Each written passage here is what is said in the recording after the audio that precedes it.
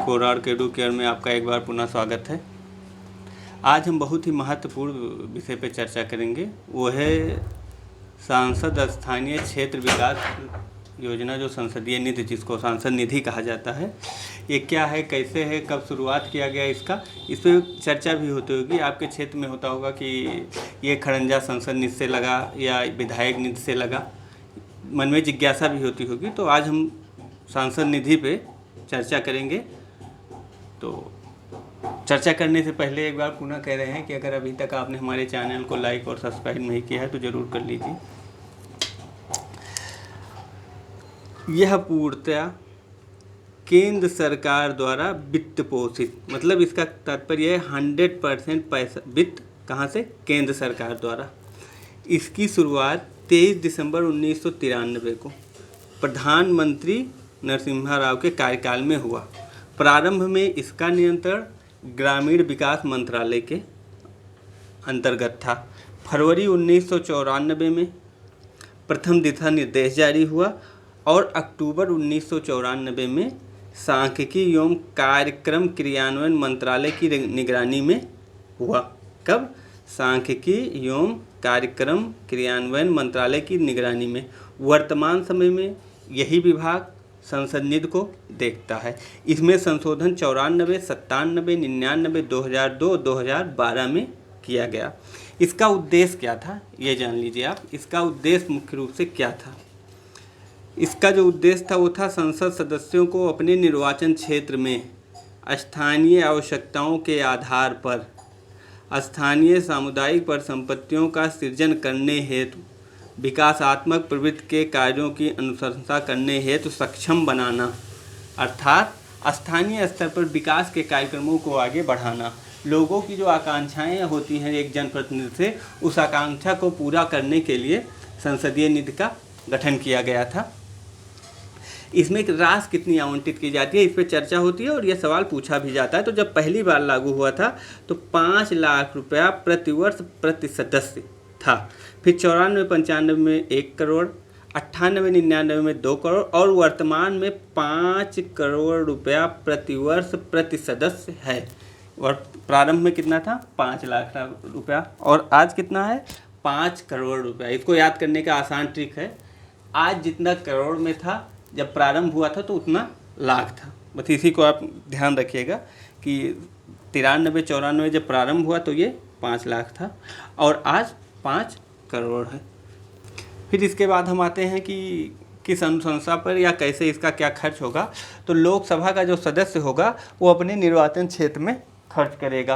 राज्यसभा का सदस्य जो होगा वो अपने निर्वाचित राज्य में। इसको विशेष रूप से याद रखिएगा, लोकसभा अपने क्षेत्र के और राज्यसभा अपने निर्वाचित राज्य के। लेकिन जो राज्यसभा के मनोनीत सदस्य होते हैं वे संपूर्ण भारत क्षेत्र में खर्च कर सकते हैं। जैसे कि इधर देखिए, सचिन तेंदुलकर राज्यसभा के लिए मनोनीत हुए थे, तो उन्होंने पूरे भारत में कहीं भी पैसा खर्च कर सकते थे। खर्च के स्वरूप में 2 चीज़ें अनिवार्य कर दी गई हैं। अनुसूचित जातियों के लिए 15%, मतलब उस पूरे 5 करोड़ में 15% अनिवार्य रूप से खर्च करना पड़ेगा। किसके लिए? अनुसूचित जातियों के लिए। और अनुसूचित जनजातियों के लिए कितना? 7.5%। ये अनिवार्य है, मतलब 22.5 दोनों मिला के 22.5% अनुसूचित जात और अनुसूचित जनजात को मिला के खर्च करना है। निगरानी देखिए क्या कौन कौन करता है। सांख्यिकी एवं कार्यक्रम क्रियान्वयन मंत्रालय योजना की निगरानी करता है, वो नीतियां बनाता है, निधि जारी करता है और निगरानी तंत्र भी निर्धारित करता है। राज्य किसी एक विभाग को, विशेष रूप से ध्यान दीजिएगा यहाँ पे, राज्य किसी एक विभाग को नोडल विभाग नियुक्त करता है। नोडल विभाग नियुक्त करता है और इस योजना उसी विभाग के ऊपर, राज्य सरकार पूरे मामले पे दखल नहीं देती है। राज्य का ये काम है कि किसी एक विभाग को नोडल विभाग नियुक्त करेगा और वो नोडल विभाग उस योजना का पर्यवेक्षण, निगरानी और जिलों तथा अन्य संबंधित विभागों के साथ समन्वय स्थापित करेगा।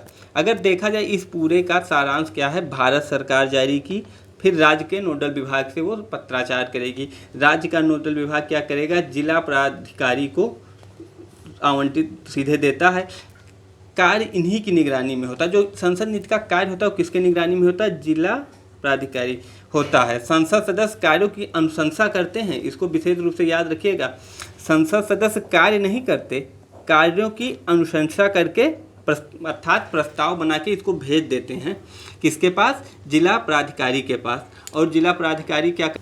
जिला प्राधिकारी जो है योजना के अंतर्गत उसको प्रस्ताव स्वीकृत करते हैं। लेकिन अगर मान लीजिए सांसद जी ने प्रस्ताव बना के भेज दिया और वो कार्य क्षेत्र से बाहर है, अगर कार्य क्षेत्र से बाहर है, तो जिला प्राधिकारी 45 दिन के अंदर अनिवार्य रूप से कारण सहित किसको बताएगा? केंद्र को, राज्य को और जिस संसद सदस्य ने प्रस्ताव भेजा है उसको बताएगा कि किस कारण से आपका प्रस्ताव हमने नहीं माना है। लेकिन कुछ अब हाल ही में जैसे कोरोना वायरस फैला तो संसद निधि को लेकर चर्चा हुई, आपने सुना भी होगा कि हाँ इस सांसद ने अपनी निधि से इतना दिया, ये इतना दिए, उसके विषय में चर्चा हुई। तब कई विवाद भी उसमें हुए, कई लोगों ने ऐसे थे कि जिनके खाते में पैसा भी नहीं था वो भी चेक काट दिए, ऐसे कई चीज़ें हुई।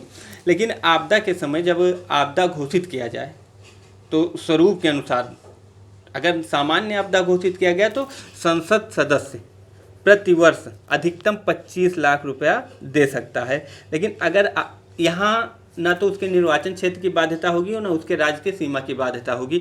अगर राज्य सरकार आपदा घोषित करता है तो उसी राज्य के संसद सदस्य देंगे। लेकिन अगर राष्ट्रीय आपदा घोषित होता है तो राष्ट्रीय आपदा घोषित होगा तो कोई भी संसद सदस्य दे सकता है। अब वो आपदा की प्रवृत्ति कैसी होगी? अगर गंभीर सामान्य आपदा होगा तो 25 लाख रुपये, लेकिन अगर गंभीर आपदा होगा तो 1 करोड़ रुपया प्रति वर्ष दे सकता है। अब देखिए इसका कार्य किस तरह से किया जाता है। जो मैंने अभी आपको बताया कि सांसद जी प्रस्ताव भेजते हैं। प्रत्येक सांसद संबंध जिला प्राधिकारी को वित्तीय वर्ष के दौरान वित्तीय पात्रता की सीमा तक कार्यों की अनुशंसा करता है। वित्तीय पात्रता वर्तमान में कितना है? वर्तमान में 5 करोड़, इसको भी याद रखिएगा जरूर, वित्तीय वर्तमान में 5 करोड़ है। जिला प्राधिकारी राज्य सरकार द्वारा स्थापित प्रक्रिया के अनुसार पात्र स्वीकृत कार्यों को निष्पादित कराएगा। कौन? जिला प्राधिकारी। जिला प्राधिकारी होता कौन है इसको भी जान लीजिए।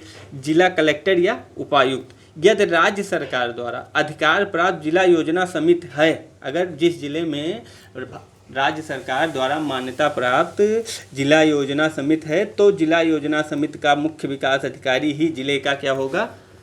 जिले का प्राधिकारी होगा। इसको याद रखिएगा। अब आप संसद नीति पे जितने आपके कन्फ्यूजन थे लगभग मेरे अनुसार दूर हो गए होंगे। अगर कुछ बचता है कन्फ्यूजन तो आप कमेंट बॉक्स में कमेंट करिएगा, आपका समाधान किया जाएगा।